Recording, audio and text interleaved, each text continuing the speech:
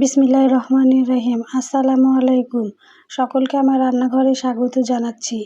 আজকে আমার রান্নাঘরে একটা পিঠার রেসিপি নিয়ে হাজির হয়েছি। আমের সময় আম দিয়ে পিঠা বানাবো না, এটা কি আর হয়? তাই আজকে আমি আম দিয়ে আমের দুধ পাকান পিঠা বানিয়ে হাজির হয়েছি আপনাদের সামনে। চলুন দেখি কিভাবে বানাইলাম। আমের দুধ পাকান পিঠা বানানোর জন্য এখানে যে আম নিয়ে নিয়েছি আর ডাবের যে নরম অংশটা থাকে সেটা নিয়ে নিয়েছি।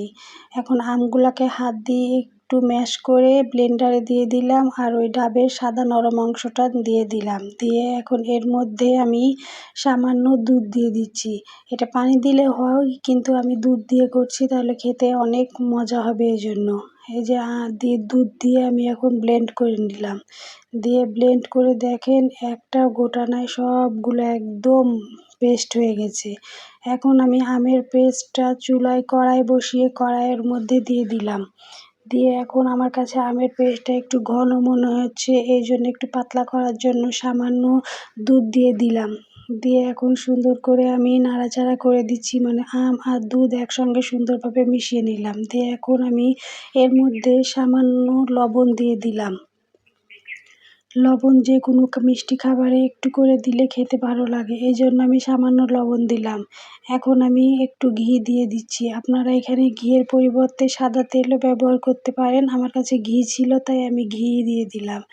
এখন আমার আমের কাত ফুটে গেছে। এখন এর মধ্যে আমি 1 বাটি সুজি দিয়ে দিলাম, কিন্তু আমার এই 1 বাটিতে সুজিতে হয়নি, আমার আরও অল্প সুজি দেওয়া লেগেছে। এই যে আমার ডো তৈরি হয়ে গেছে। চামচ দিয়ে সুন্দর করে আমি একদম পারফেক্টভাবে করে নিয়েছি। এখন এটা 10 মিনিটের জন্য ঢাকা দিয়ে রেখে দিলাম।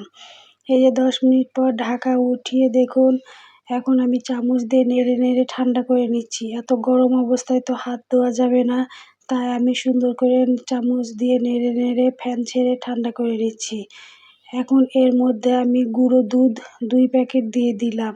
এটা আপনাদের ইচ্ছা, আপনারা যদি মনে করেন দিবেন তো দিবেন, আর যদি না মনে করেন যে না দিবেন না, তাহলে নাও দিতে পারেন। কিন্তু গুঁড়ো দুধ দিলে খেতে মজা লাগে, এই জন্য গুঁড়ো দুধ দিয়ে দিলাম।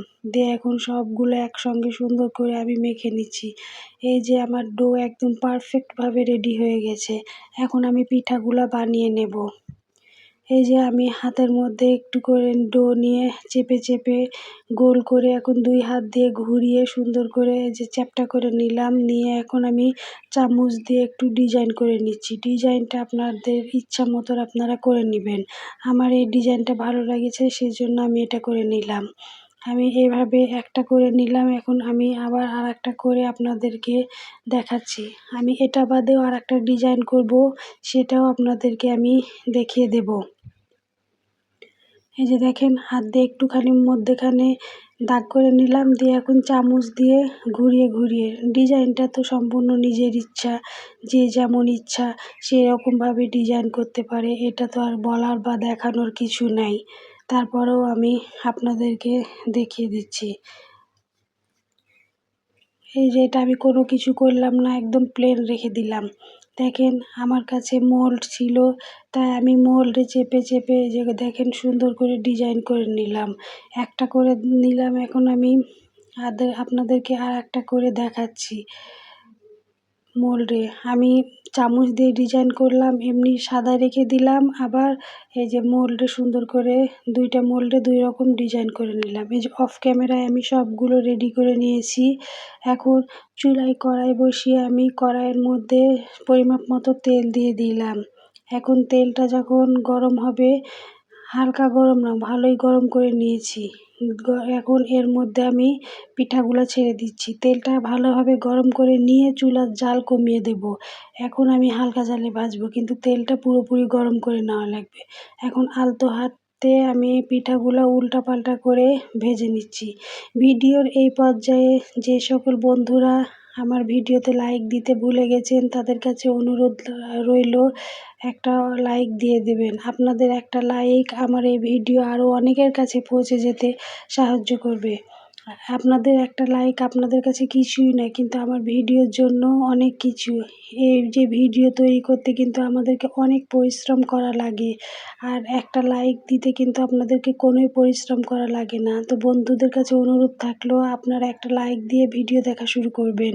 আর যে সকল বন্ধুরা নতুন আমার চ্যানেলে যুক্ত হয়েছেন, আমার ভিডিওর কোনো অংশ যদি আপনাদেরকে ভালো লাগে তাহলে ইউটিউব থেকে যারা দেখছেন তাহলে সাবস্ক্রাইব করে আমার পাশে থেকে যেতে পারেন, আর একটা কমেন্ট রেখে যেতে পারেন, যেন কমেন্ট ধরে আমিও আপনাদের পরিবারে ঘুরে আসতে পারি। আর যারা ফেসবুক থেকে দেখছেন তারা ফলো করে শেয়ার করে আমার ভিডিওটি টাইমলাইনে রেখে দিতে পারেন। আর যারা এই কাজটি করেছেন তাদেরকে অসংখ্য ধন্যবাদ।